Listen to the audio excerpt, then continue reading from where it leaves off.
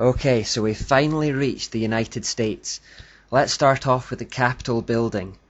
The Capitol is the meeting place of the federal government of the United States.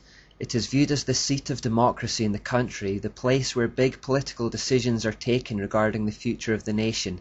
Its structure, art and symbols all reveal the importance of Freemasonry in shaping that government.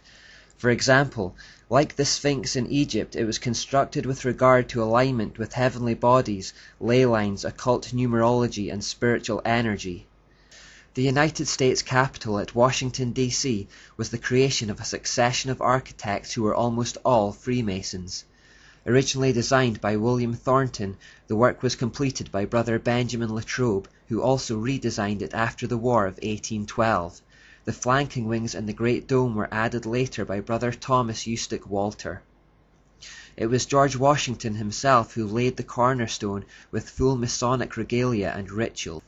The cornerstone of the U.S. Capitol building was laid with Masonic honors on September 18, 1793, under the auspices of the Grand Lodge of Maryland.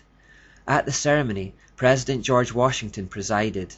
Worshipful Brother Washington was assisted by Joseph Clark, Grand Master of Maryland, Elisha C. Dick, Master of Alexandria Lodge No. 22 of Virginia, and Valentine Reinsel, Master of Lodge No. 9 of Maryland. Not just the Capitol, but the geographical layout of the whole of Washington, D.C. was carefully designed, and the Capitol itself is just one component. Take a look at this photo and notice its relation to the Washington Monument, one of the most famous obelisks in the world. Notice how similar this is to the Vatican's layout. This exact same layout can be found in Paris also and many other cities. Why this configuration? The key to this is perhaps the dome, which dominates these buildings. In many ancient cultures, the dome shape represented the female principle or the womb.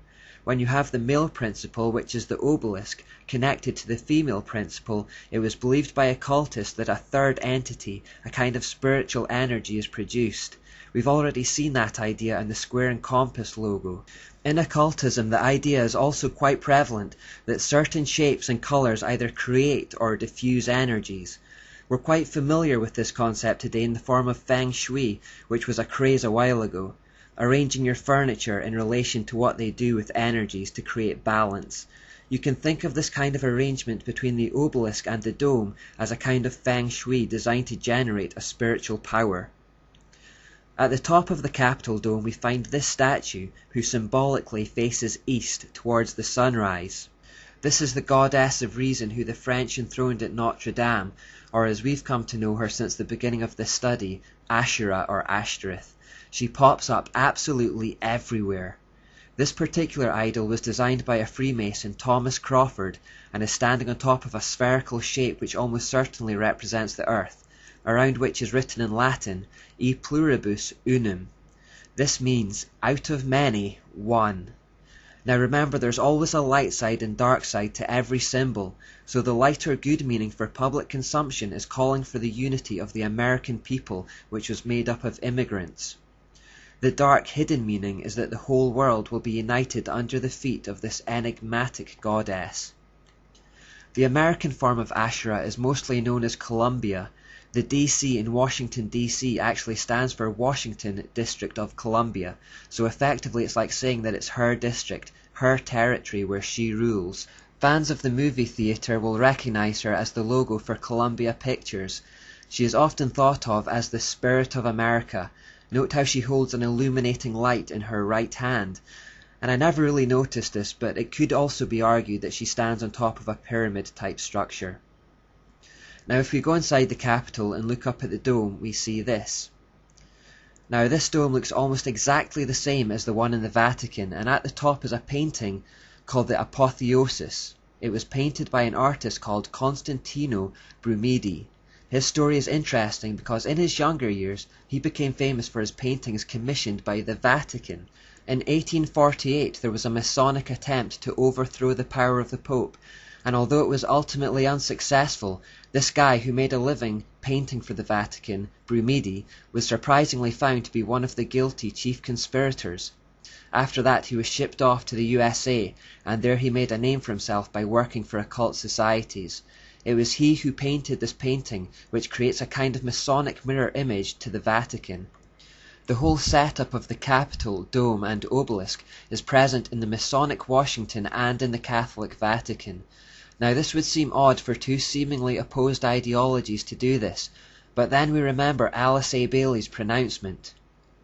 There is no question, therefore, that the work to be done in familiarizing the general public with the nature of the mysteries is of paramount importance at this time. These mysteries will be restored to outer expression through the medium of the Church and the Masonic fraternity. Bailey predicted that the mystery religion would start to become familiar to the general public through both the Church, meaning the false Church, and the Masonic fraternity. This two-pronged attack appear to be on opposing sides but are working towards the same end. Remember that the founder of the Illuminated Masons, Adam Weishaupt, had actually come from the Catholic Jesuit order, but after creating the Masonic Illuminati, he claimed to be anti-Catholic. The Masons and Church appear to be opposed, but in fact are both puppets of Satan. Now the definition of apotheosis is the exaltation of a subject to a divine level. So who are they exalting to a divine level here? Well, if we look closer, we see that it's the same man who stands under the dome, George Washington. Look at the bottom and you will see the goddess Columbia, or Asherah, and then George Washington is depicted directly above her. It represents the deification of the man, George Washington. Note the pose he is striking with his left arm raised and his right hand extended outwards. He was depicted in a similar manner when this statue was commissioned.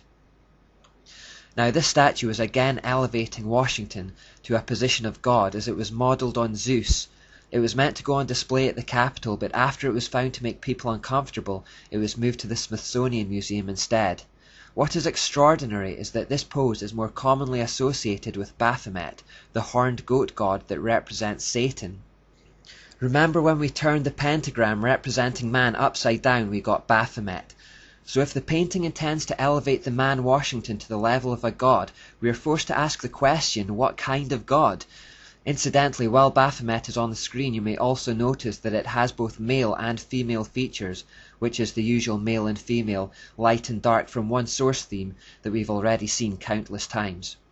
If we go back to the painting one more time, we see that the other figures that surround Washington are also ancient gods and goddesses from pagan mythologies, the likes of Atlantis, Venus, Vulcan, Ceres and Minerva, all in reality just demons looking for worship.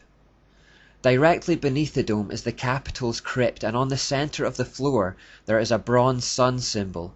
This symbol is geographically the literal center of Washington, D.C., and all street addresses are attributed in relation to it. You will actually find many pagan gods littered all around the Capitol building. This is just one final example representing Mars to be found near the entrance.